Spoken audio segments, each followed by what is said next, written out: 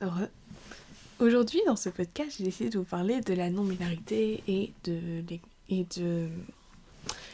le fait que beaucoup de gens, enfin différents sexes, genres et plein de trucs du genre, enfin du type.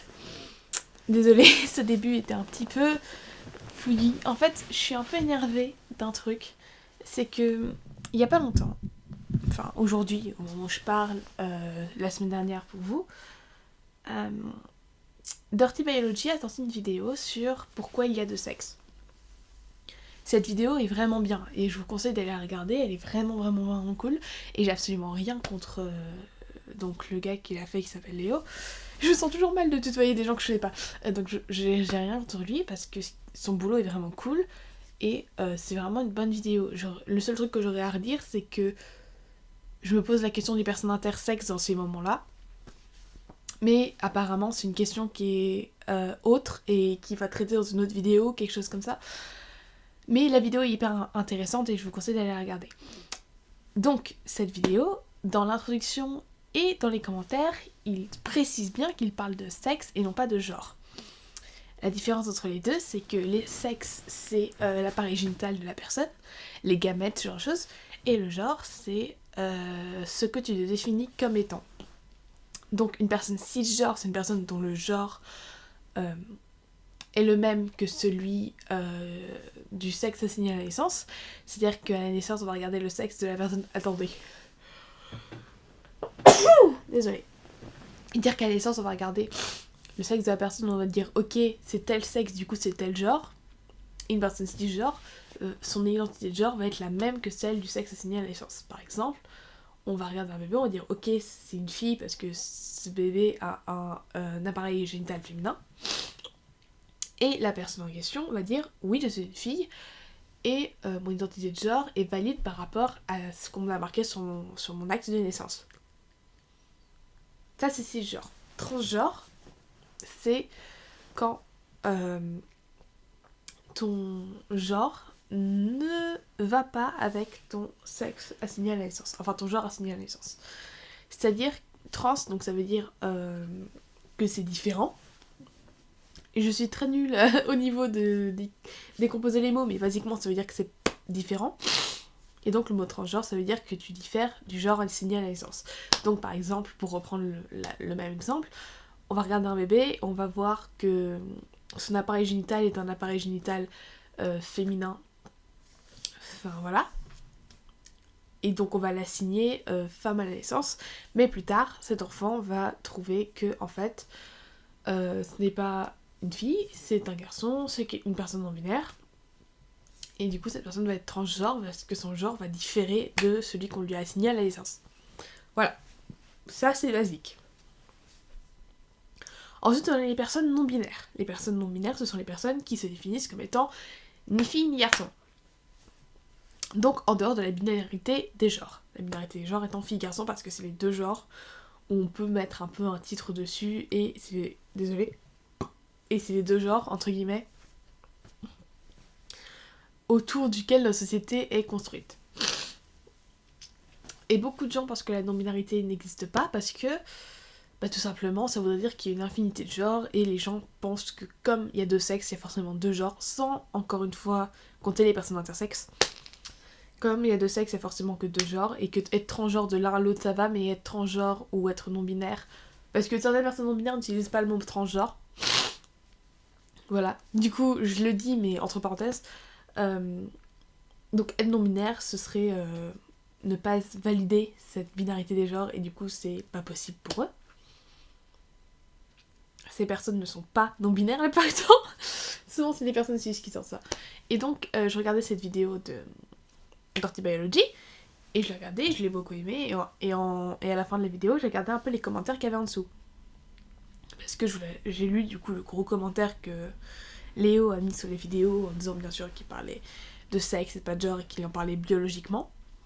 Et ensuite, j'ai regardé les autres commentaires, et presque tous les commentaires, c'était des commentaires de personnes qui disaient, par exemple, je cite, les LGBT en PLS, lol, ou ouais, il y a que deux sexes, faut arrêter avec les délires des LGBT et tout. Et moi, ça m'a saoulée. Et du coup, je vais vous le citer, mon commentaire, parce que du coup, j'ai répondu. Parce que ça me faisait du mal physiquement de voir que tout ça, c'était que que tous les commentaires que je lisais, il n'y en avait pas un qui était en faveur des personnes transgenres ou non-binaires. Et donc, j'ai commenté.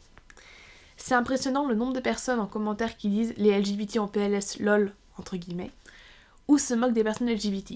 Ici, Léo parle de sexe, pas de genre, ce qu'il précise d'ailleurs en début de la vidéo et dans les commentaires.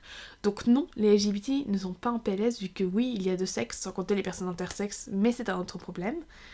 Mais il y a une infinité de genres. Les deux ne sont pas liés. Je trouve ça juste affligeant qu'autant de personnes, en regardant la vidéo, en plus de ne pas écouter le contenu de la vidéo en question, se soit dit que ce serait intelligent d'essayer encore plus d'enfoncer les minorités. Alors, de par ce commentaire, ce que je voulais dire, c'est non, les personnes LGBT sont pas en PLS, vu que ça n'invalide pas du tout les personnes LGBT, ce qu'il dit, vu qu'il parle de sexe et pas de genre. Encore une fois, sans compter les personnes intersexes. Mais c'est un autre problème, à mon avis. Il l'a dit à un moment dans la vidéo que c'était autre chose. Et qu'il en parlerait à un autre moment. Parce que... Mais quand on compte en fait les personnes intersexes, il y a beaucoup plus que deux sexes du coup. Ce qui rend des trucs plus compliqués, mais je ferai, je pense, un podcast peut-être spécialement là-dessus avec une personne concernée. Si vous êtes LGBT ou que vous êtes quelqu'un qui avait un point de vue à apporter sur ce podcast, n'hésitez pas à venir me voir en message privé. J'ai mon Twitter et mon Instagram à la fin des vidéos. Non mais parce que je trouve ça toujours intéressant de parler d'un sujet, mais quand je suis pas personnellement dans le sujet, je trouve pas ça intéressant pour moi d'en parler. Par exemple, je pourrais pas faire un podcast entier sur le fait d'être intersexe parce que je ne suis pas intersexe. Pareil, je pourrais pas faire un podcast entier sur le fait d'être polyamoureuse vu que je suis pas polyamoureuse. Enfin plein de trucs comme ça. Du coup, si vous pensez qu'un sujet pourrait potentiellement être intéressant à discuter et que vous voulez avoir un podcast dessus et que vous connaissez quelqu'un qui potentiellement pourrait faire le podcast avec moi ou vous êtes une personne qui voudrait faire le podcast avec moi, venez en message privé, on peut en discuter, etc. Aussi intéressant, si j'ai bien sûr déjà fait des vidéos sur des sexualités ou des genres ou des attractions romantiques que je ne suis pas, mais ces vidéos-là sont pour présenter la chose et parler de ce que c'est, mais pas d'un point de vue personnel, d'un point de vue de définition et des choses comme ça. Donc voilà, donc juste pour vous prévenir que dans le futur il y aura des podcasts où je suis pas du tout concernée, mais j'en parle quand même parce que je trouve que c'est important d'en parler et que je fais juste que présenter la chose, mais j'en parle pas d'expérience. Voilà. Donc, ça c'est le commentaire que j'avais mis sur la vidéo. Et en commentaire de mon commentaire, il y a à présent 15 réponses, il y en avait 9 tout à l'heure quand j'ai regardé. Ça va de plus en plus, c'est génial, les gens parlent tout seuls, moi j'ai répondu à aucun des commentaires parce que j'ai pas envie d'en répondre en fait. Voilà, je suis de retour, désolée, je lisais du coup la suite. Donc il y a une majorité de personnes, désolée, il y a un commentaire qui me fait rire. Il y a une majorité de personnes donc, qui viennent, entre guillemets, m'enfoncer. En disant, il y a que deux sexes, c'est des maladies mentales. Alors. Premièrement, il y a beaucoup de gens qui sortent l'argument si ça existait, ce serait là depuis la préhistoire, blablabla.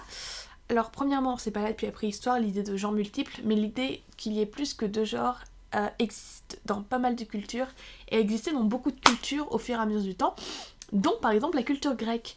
En effet, il y avait un pronom indéfini en grec. Et aussi, il y a beaucoup de petites cultures, genre des tribus ou genre de choses qui avaient cette culture-là. Mais comme la culture occidentale, c'est celle qui a un peu niqué le game, on va dire, bah, cette culture-là dans laquelle il n'y avait pas cette notion de genre multiple, forcément, on a perdu cette notion-là. Mais elle existe depuis bien avant le 21e siècle. C'est comme le fait d'être gay. C'est pas parce que les gens ont se rendu compte que waouh, des gens étaient gays au 21e siècle que ça veut dire qu'ils n'étaient pas là avant. Dixit la Grèce antique, hein. Tout le monde était gay là-bas, c'est horrible. C'est horrible, je rigole. Absolument pas, c'était pas du tout horrible, mais c'est juste que c'est très drôle de se dire que tout le monde était gay en Grèce antique. Et aussi à la Renaissance, il y avait beaucoup de personnes gays. Léonard de Vinci était gay, Michel-Ange aussi était gay. Léonard de Vinci s'est même fait emprisonner pour sodomie avec des guillemets. Voilà, juste, je vous mets ça comme facts. Donc voilà, ça existe depuis bien longtemps. Donc, ensuite... Et puis même, ce que j'aime bien, c'est que des gens te disent comme argument « Oh, mais ça n'existait pas avant, du coup forcément c'est une invention du 21e siècle. » Puis tu leur expliques que ça existait avant et ils disent « Oh, mais il y a une raison pour laquelle c'est plus dans la société de nos jours. » Et c'est des arguments qui sont contradictoires. Je suis la mec, choisis. Choisis ton camp. Je suis désolée, si vous vous demandez c'est quoi les bruits, c'est que je suis en train de boire de l'eau. J'aimerais bien, pour ces podcasts, mettre un fond visuel de moi en train de dessiner. Je vais voir si j'ai le temps de le faire ou pas. Parce que du coup, il faut que je me filme en train de dessiner et que je me filme plus de 30 minutes parce que ces podcasts sont souvent 30 minutes environ. Donc, ensuite, un autre argument, c'est que c'est une maladie mentale. Le fait d'être transgenre et d'être non-binaire, c'est une maladie mentale. Alors, ça n'en est pas une. Le fait est que la science et les psychologues, etc., ont prouvé que le genre n'avait pas de corrélation avec le sexe. Voilà, premièrement. Et deuxièmement, que les personnes transgenres et non-binaires, ça existe. Voilà. C'est la raison pour laquelle, par exemple... Ok, je viens d'avoir un truc encore pour une nouvelle réponse que j'irai lire après. En plus, c'est quelqu'un qui apparemment... Je sais pas du tout. Donc, ensuite... forcément, qu'est-ce que je disais? J'ai oublié. Ah, attendez 2 secondes, je me souviens.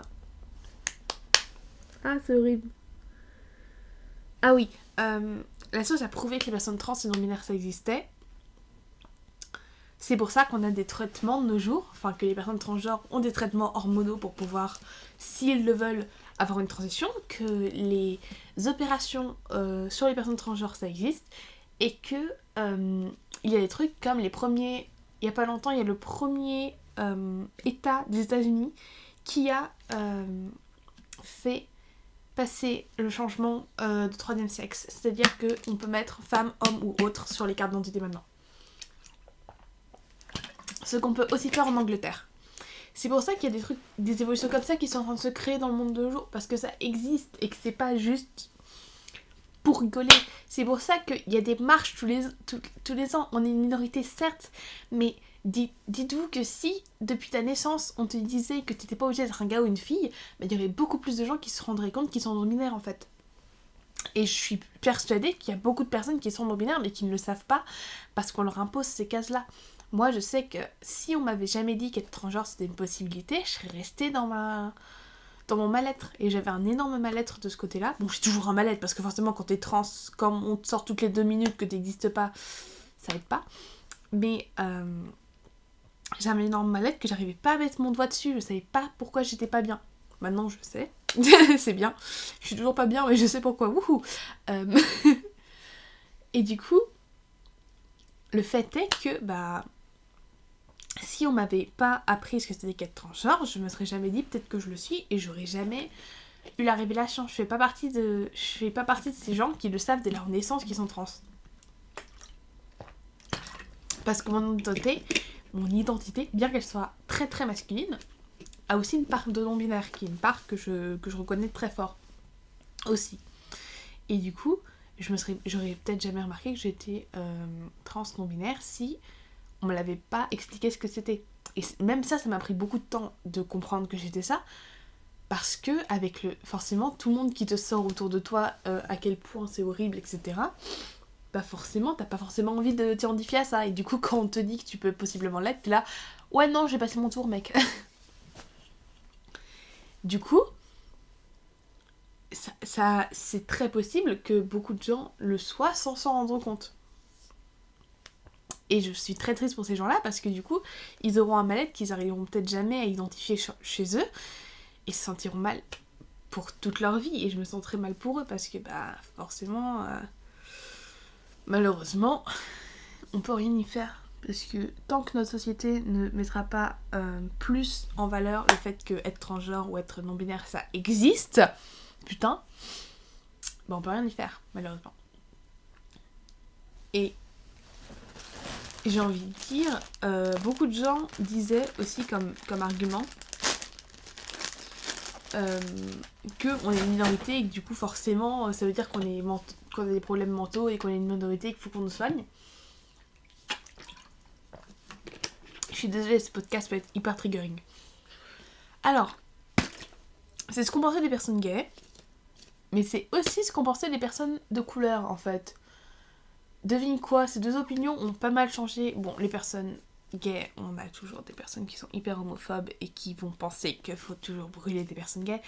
Mais pour les personnes de couleur, c'est un peu passé ce racisme. Du coup, dites-vous que dans les années... je ne sais absolument rien sur les dates, du coup on va dire durant la ségrégation, c'est ce qu'on pensait des personnes de couleur. Du coup, j'ai envie de vous dire, le temps a fait que ça a changé. Je bois de l'eau mais j'ai l'impression de boire genre un truc genre de la vodka, c'est génial. Je sais absolument même pas ce que ça a comme goût la vodka, j'en ai jamais bu. Désolée. Donc ouais, avec la ségrégation, après la ségrégation, ce point de vue a changé et maintenant il est plus du tout d'actualité. Et une personne qui va dire ce qu'ils disent sur les personnes transgenres, donc que c'est une minorité, du coup faut les détruire, dit ça à une personne de couleur de nos jours, et on dit mais putain mec c'est taré, ça va pas, faut faire quelque chose. Malheureusement c'est pas le cas pour les personnes LGBT, pas encore le cas. J'ose espérer que dans quelques années ce sera mieux, avec tous les avancements qu'on a de nos jours, malgré le taux énorme de morts LGBT qu'on a. Si vous vous demandez c'est quoi le... C'est moi qui tape sur ma bouteille avec le bouchon de la bouteille. Vous inquiétez pas, tout va bien. Donc ouais, j'ose espérer que dans quelques années, ça va changer. Et que dans quelques années, bon, peut-être je serai encore en vie à ce moment-là, j'espère. Tout ira mieux et que même si les gens sont pas 100% en acceptation de ce qui se passe, qu'au moins ils se rendent compte que ça existe et que c'est normal et qu'il n'y a pas à faire chier les gens. Enfin, comme les personnes racistes avec les personnes de couleur de nos jours, qui se rendent compte que c'est pas normal d'être raciste, quoi. Ou alors qu'ils n'osent pas le dire dans la rue. Enfin, au moins, quoi. Et que du coup, les blagues sur les personnes trans s'arrêtent un petit peu parce que, bon, les 40 000 blagues de lol, je vais venir en meuf au lycée de la part d'un gars, ou lol, je vais venir en mec, bon, c'est beaucoup plus rare parce que aujourd'hui c'est beaucoup plus, entre guillemets, normal pour une fille de vouloir s'habiller en garçon parce que forcément, vouloir le privilège d'être un mec, c'est génial. Et c'est ce que j'expliquais la dernière fois sur le fait de pourquoi les femmes trans sont beaucoup plus, malheureusement, se font beaucoup plus harceler que les hommes trans. Donc voilà, c'est la même logique. Si vous voyez pas de quoi je parle, j'ai fait un podcast sur la masculinité toxique. Je vous conseille d'aller l'écouter. Voilà, et c'est parfaitement là-dessus en fait. Donc ouais, le fait que pour des garçons, ça peut être rigolo de s'habiller en fille, parce que pourquoi pas, c'est pas un costume les mecs. Des gens, enfin, ça affecte énormément les femmes trans ce genre de choses, parce que c'est pas drôle de s'habiller en fille entre guillemets, avec des gros guillemets, parce que bien sûr, les fringues n'ont pas de genre, etc. Ça on est tous d'accord. Mais se dire, je vais m'habiller en fille parce que c'est rigolo, parce que je suis pas une fille, c'est pas drôle en fait. C'est juste, tu te mets une robe, peut-être que ça t'ira bien, et tant mieux ça te va bien, ça te fait des jolies jambes, je suis content pour toi. Mais c'est pas un costume en fait, c'est pas drôle. En quoi c'est drôle d'être une fille? Ou d'être née dans un corps d'homme alors qu'on est une fille? Pourquoi c'est drôle? Non mais c'est une vraie question. Si vous pensez que c'est drôle, dites-moi en commentaire pourquoi c'est drôle. Vraiment, pourquoi? Je comprends pas. D'ailleurs, conseil à toutes les personnes qui ont des proches qui font des blagues hyper transphobes ou hyper homophobes. Demandez-leur, après leur blague, pourquoi c'est drôle. Mais avec un visage très sérieux. Genre, pourquoi c'est drôle? J'ai pas compris, vraiment j'ai pas compris. Explique-moi pourquoi c'est drôle. Et s'ils n'arrivent pas à l'expliquer, ils vont se rendre compte peut-être que c'est pas drôle en fait. Voilà. Petit conseil. J'avais vu ça quelque part et je trouvais ça hyper intelligent. Ah, je suis fatiguée. Désolée, en ce moment je bosse beaucoup et les jours où je bosse pas, j'ai l'impression de rien foutre de ma vie et je me sens pas bien. Donc bon. Mais ça va aller, ça va aller. Donc ouais.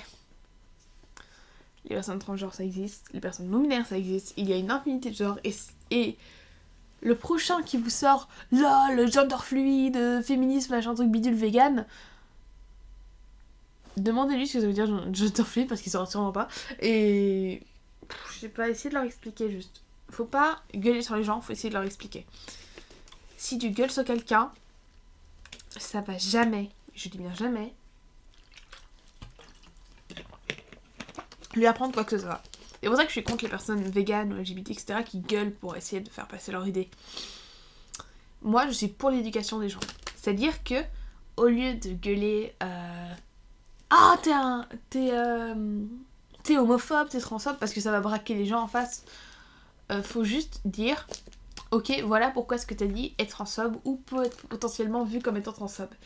Et si la personne en face s'énerve, faut dire calme-toi, je sais pas contre toi, c'est juste t'explique pourquoi c'est offensant de dire ça. Tu le dis après si tu veux, mais je t'aurais expliqué pourquoi ça l'est. Par exemple, quelqu'un qui crie PD,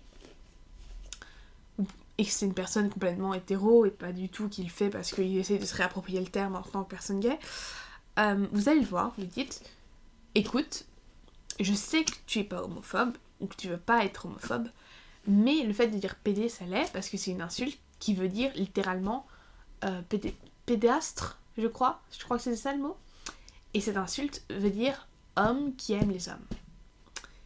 Et en particulier homme qui aime les hommes plus jeunes, donc c'est une insulte homophobe et traitant les personnes homo de pédophiles. Et c'est offensant parce que ça implique que les personnes homosexuelles de sexe masculin sont souvent des pédophiles et ça renforce ce cliché-là. Et du coup, c'est pas très cool parce que nous, on aimerait bien arrêter d'avoir ce genre de cliché dans la communauté. Bon, si vous n'êtes pas partie de la communauté, vous dites les personnes gays essayent de ne plus avoir cette idée-là parce que c'est un cliché et c'est un cliché très très offensant pour eux. Et du coup, si tu pouvais arrêter de le dire, ce serait vraiment cool. Au moins, essayer d'arrêter de le dire. Parce que ça peut vraiment faire en sorte que les gens se sentent mal.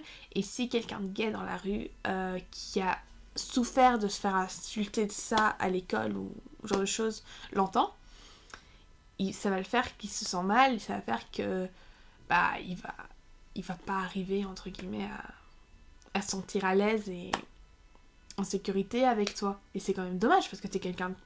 Si la personne est vraiment un gros con homophobe, dites pas ça, hein. Je parle si c'est genre un de vos potes ou quelqu'un que vous connaissez qui dit ça. Parce que c'est ce qui m'est arrivé en fait. J'avais un groupe d'amis qui disaient tout le temps PD entre eux. Il n'y en avait aucun qui était gay. Mais genre aucun. Tous des 6 hétéros et des personnes d'insultes. Juste un groupe de personnes 6 genres hétéros. Et j'étais là, les mecs, il n'y en a même pas un d'entre vous qui est bi, enfin... C'est quoi votre délire, arrêtez de vous insulter de PD, enfin... Et j'en ai parlé avec un gars. Il disait mais c'est pas grave, c'est juste gentil, on dit ça pour rigoler. Ouais mais c'est pas drôle. Et je lui expliquais, il arrivait pas à se défendre mais il voulait continuer de le faire. Et je lui disais mais arrête de le faire, tu vois bien que c'est pas ça.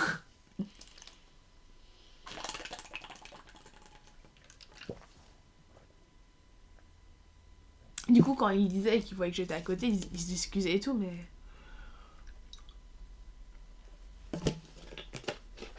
Mais je sais même pas s'il comprenait pourquoi il s'excusait ou je sais même pas s'il comprenait pourquoi je voulais qu'il arrête. Parce que je lui ai expliqué genre 2-3 fois. Et à chaque fois il était là ouais je comprends et tout mais on ne dit pas ça comme ça, on le dit juste pour rigoler. Et j'ai expliqué que même si tu dis pas ça comme ça, un mot ça reste un mot, il a un sens premier.